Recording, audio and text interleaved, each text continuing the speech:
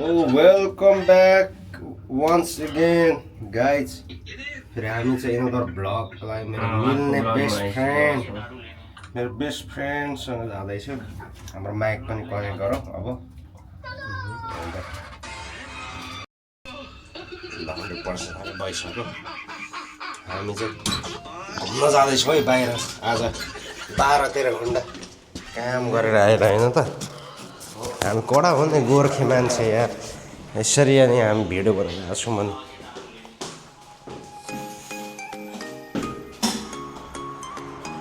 ल हामी यहाँ हिँड्दै जाने नि त। आफूलाई लोकेसन थाहा छ कि जिपिएस हेर्ने? लोकेसन त अनि कस्तो छ नहुने, यही बाटोबाट जाने त हो नि त्यस्तो लागिरहेको छ। यसरी जाने अब कहाँ हिँड्दैन कहाँ पुग्छौँ कति बेला आउँछौँ। तर यहाँबाट सिधा गयो भने त दृष्ट पुग्छ, दृष्टबाट अलिकति उता होइन त अनि पार लेकबाट अलिकति घरतिर। अब हामी यहाँदेखि सिधै जान्छौँ। पार लेक जाने बाटो थाहा छ हामीलाई? यहाँबाट सिधा दृष्ट अनि दृष्टबाट उता गयो भने पाग्लेक होइन त अन्त सिधै हो नि बाटो त।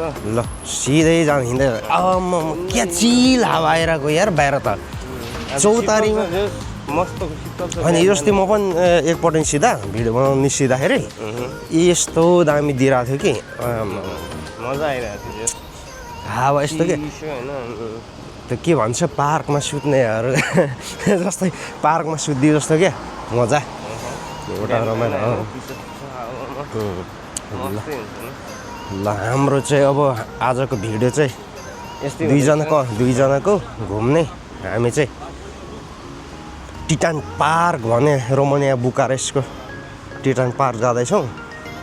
अब हेरौँ हिँड्दै जाने, गाडीमा जानु सकिन्थ्यो तर पनि यो हिँड्दाको मजा 12-13 घन्टा दौडेर आएर होइन सक्दैन नि फेरि गोर्खेलाई दौडिनलाई हिँड्नलाई होइन। ल गएर छौँ तर कसरी कुन पारबाट कुन बाटोबाट गइन्छ भने हामी पुगिन्छ त अनि यसरी सिधै हिँडेर पुगिन्छ त। अहिले भरे आउँदा बरु गाडीमा होला, अहिले चाहिँ हिँड्दै जाउँ भन्ने हो मेरो पनि। यसो सोध्ने हो त? सोध्नु पर्दैन भने यहाँबाट सिधा उता दृष्टबाट उता सिधा पाग्लेक हिँडेर दृष्ट पुगिन्छ है? टाढा छ 1 किलोमिटर त हो। 1 किलोमिटर पछि त नि दृष्टबाट आइगयो। रोमानियाको कालिया भिटानबाट होइन यहाँबाट चाहिँ नि हामी हिँड्न लागेको भनेपछि अनि त्यस्तो टाढा चाहिँ होइन यहाँदेखि हामी जान लागेको चाहिँ। त्यहाँ चाहिँ राम्रो दृश्यहरू छन् अरे। अनि अब 1 हप्तापछि त्यहाँ हाम्रो ड्रोनको केही परीक्षण गर्नु छ, ड्रोन उडाउने छ, कस्तो ठाउँ छ भ्यू हेर्नको लागि चाहिँ हामी जान लागेको। खास चाहिँ ड्रोन उडाउनको लागि एकदम त्यहाँ चाहिँ एउटा ताल छ, नेपालको रारा ताल फेवा ताल जस्तै, पोखराको फेवा ताल जस्तै ठुलो ताल छ। त्यो तालमा अनि धेरै चराचुरुङ्गी आउँछन्। त्यसो वरिपरि चाहिँ यस्तै हिँड्ने होइन रोड के भन्ने एउटा बाटो बनाइदिएको छ यस्तो राम्रो दृश्य। अनि त्यसको लागि चाहिँ हामी यसो हेर्न गइरहेको मुख्य उद्देश्य चाहिँ। अनि ड्रोन उडाउन पनि रोमानियामा चाहिँ अलिकति अब यो अलिकति युरोपियन कन्ट्री हो, युरोपियन कन्ट्रीमा अलिकति अनुमति लिनुपर्दछ गभर्मेन्टसँग। अनि मैले त्यो पनि कोसिस गरिरहेको छु अनलाइन फर्म भरेर। सानोतिनो दौडाउनु पाउँछ होला नि त? होइन यस्तो अब मिलिटरी नभएको ठाउँमा चाहिँ अब हुन्छ, मिलिटरी अब त्यस्तो एक्सेस त्यस्तो पहुँच नपुगेको ठाउँमा चाहिँ अब उडाउनु पाइन्छ तर नर्मल्ली। तर पनि गभर्मेन्टसँग अब हामीले अनुमति लिँदा चाहिँ राम्रो हो। यसरी म यो ठाउँमा यो लोकेसनमा ड्रोन उडाउन चाहन्छु, उडाउँदैछु भनेर चाहिँ इन्फर्म गर्दाखेरि चाहिँ धेरै राम्रो। त्यही भएर चाहिँ अनि मैले पनि त्यो कोसिस गरिरहेको छु अनि उडाउनको लागि, ड्रोन उडाउनलाई। अनि त्यो लोकेसनमा उडाउनको लागि के कस्तो छ आज चाहिँ हेरौँ भनेर चाहिँ साथीलाई चाहिँ मैले चाहिँ प्रपोज गरेर चाहिँ मेरो बेस्ट फ्रेन्डलाई चाहिँ लगिरहेको कामदेखि आएर थाकेर पनि। अनि त्यहाँ कस्तो छ त्यहाँको लोकेसन हेरेर अब पहिला पनि जान्छ गएको तर पनि कस्तो छ 1 घन्टा लाउँदा पनि घुमेर सकिँदैन त्यस्तो बनाएको छ पर्यटकीय स्थल है। अनि त्यहाँ गएर चाहिँ बुझौँला के कस्तो हुन्छ। यहाँदेखि धेरै टाढा छ जस्तो लाग्यो हिँडेर चाहिँ होइन क्यामेरा चाहिँ बन्द गरेर घुम्ने जाने त्यो पनि बेस्ट आइडिया हो। तर म यहाँको अगाडिको पनि देखाउँछु नि त भ्यूहरू अलिकति यहाँको कस्तो छ रोमानियाको view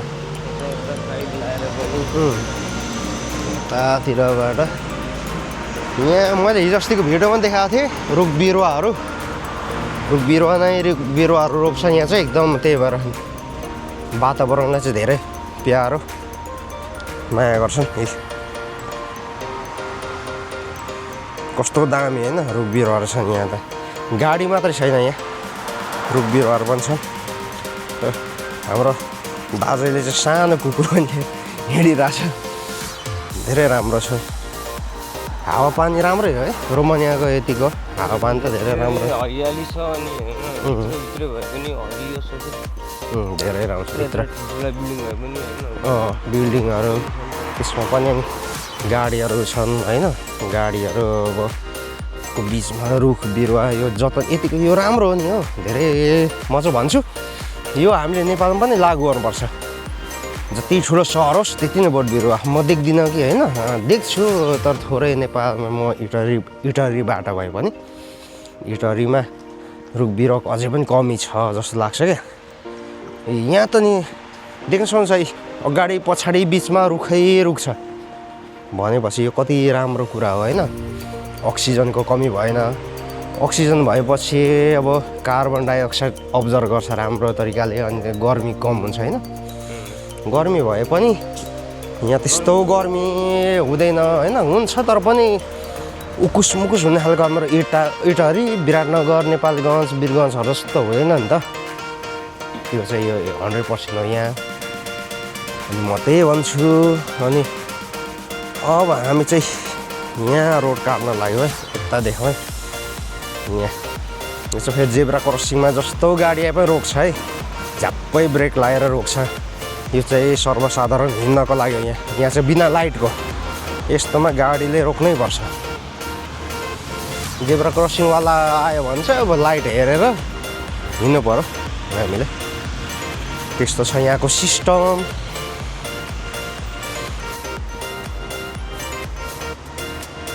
Are you serious? We reached in the Titan Park.